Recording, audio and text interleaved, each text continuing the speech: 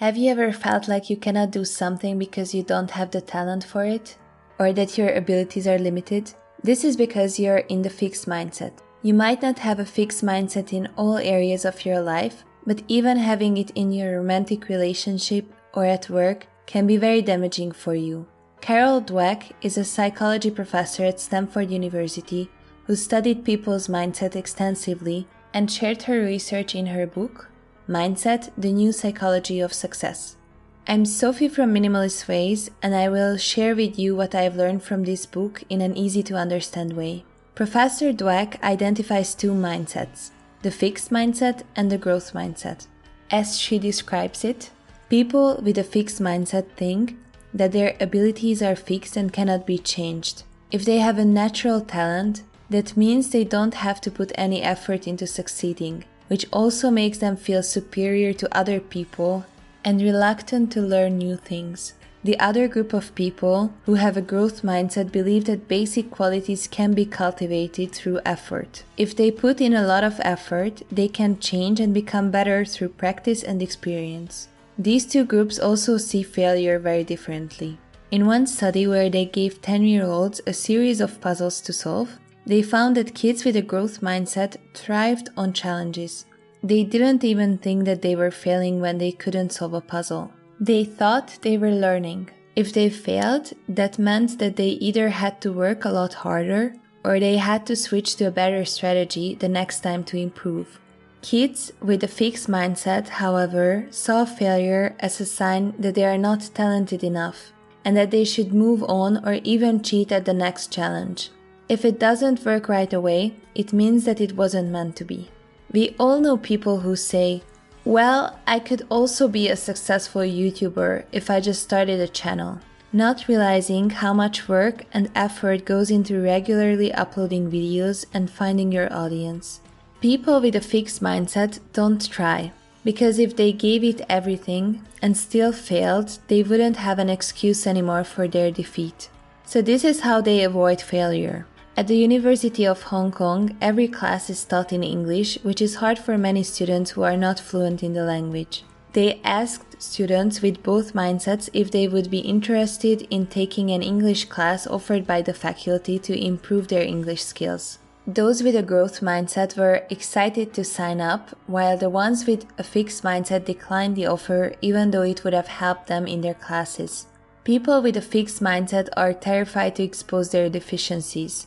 They are afraid someone might find out that they are not as smart as others think they are. So they don't push themselves.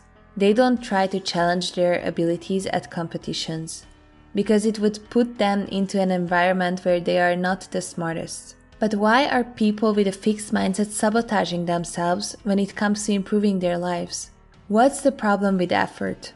In our society, we are taught that effort is a bad thing, because if you're smart, you shouldn't need to try this hard. The fixed mindset is always focused on the outcome. You're only smart if you get an A on the test, while growth is focused on the process, regardless of the outcome. If I get a B, but I put all I got into studying and I will actually remember the material long after this test is over, then I succeeded. Do you believe that you can either draw or you cannot? That you're simply born with a natural creativity or not?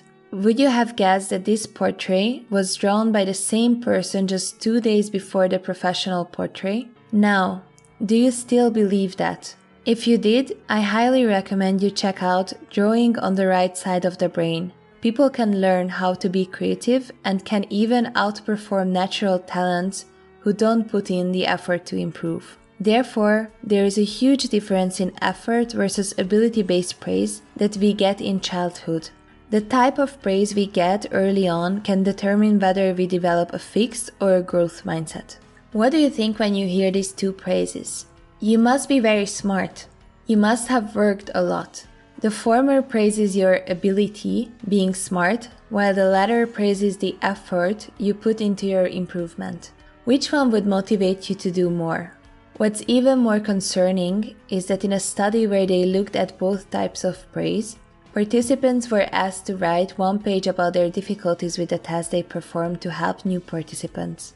The study found that 40% of the ability-based students lied about their test scores.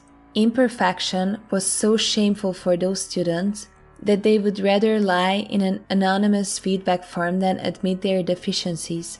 But it's not only the power of effort that we are unaware of in the fixed mindset. We all know that stereotypes exist, but have you ever considered that you can stereotype yourself into a bad test score or performance? Studies show that in the fixed mindset, almost everything that reminds you of being female, for example, before a test that you're stereotypically supposed to be bad at, will significantly lower your test score. Even checking a box indicating your race or sex can trigger the stereotype in your mind that can lower your performance. For example, they found that if you put a female in a room with more males before a math test, the female score goes down if she has a fixed mindset. But what can you do about this? The good news is that the growth mindset can be learned. We can achieve much more than we thought we were capable through developing a growth mindset. Awareness is the first step to growing your mindset. Learning about these two mindsets can already significantly improve your life. But it is a muscle that constantly needs to be trained. If you don't practice it, you can easily fall back to a fixed mindset. My favorite example of the power of the growth mindset is a girl's university application. After being rejected by the college she set her eyes on, she practiced the growth mindset by getting in touch with the college to ask for feedback to improve for next term. Instead of just getting feedback, the department decided that since her application was a close call, they can take on one more application and offered her admission. The message of this story is not that she got in, but that she saw her defeat as an opportunity for growth. When you do that, your chances of succeeding are much, much higher. Now, I hope that you found some value in this video. Here's a tip on how you can apply what you just learned to grow your mindset. Next time you find yourself in a fixed mindset, be conscious about what's happening and ask yourself some questions to snap out of it. For example, if you think that you can't do something, why do you think that? Is it really impossible or you just need some effort? What can you learn from trying it? Another great trick is to start using "not yet." For example, I'm not good at emphasizing the important parts of my video yet. But the more videos I do and the more effort I put into the quality of my content, the better it will become. There are plenty more examples in the book on how to practice a growth mindset. Hey guys, Sophia here and this is Belle from ICONIQUE Psychology. We hope you enjoyed today's video about the two mindsets.